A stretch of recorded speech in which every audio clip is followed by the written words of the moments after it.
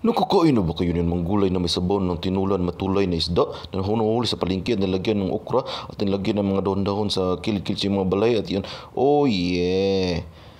One day, isang araw, isang lalaking ito nang galing sa palengke nakahuli ng isda at nilagay niya sa kanyang palangganan na pirawara na tininisan niya ito at gas niya, plano niya itong gawin ng tinula na lagyan niya ng sabaw na may dahon ng mga kamuti at mga sibuyas at mga bombayers at mga ahos at mga luya. Kinuha niya ang hasang nito at linisan niya at para lagyan niya ng sabaw ito at lagawin niya tinula at nilagyan niya yung paliwara niyang tataran at ng kutsilyo na suksok sa lubot ni Magellan.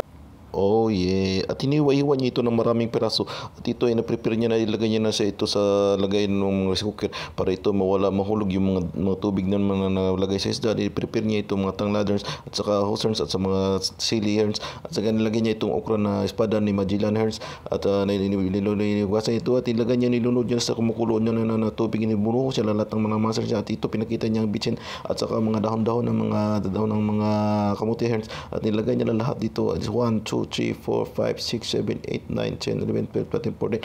Ayun, nilagay niya ng dahon. Ayun, oh yeah, nilagay niya na yung bityan, suyupan niya ng hangin yung kanyang kalaners. Bukag-bukag niya na. At yun, nakaluto na. At yun, sabaw na. Sarap-sarap na. Oh yeah.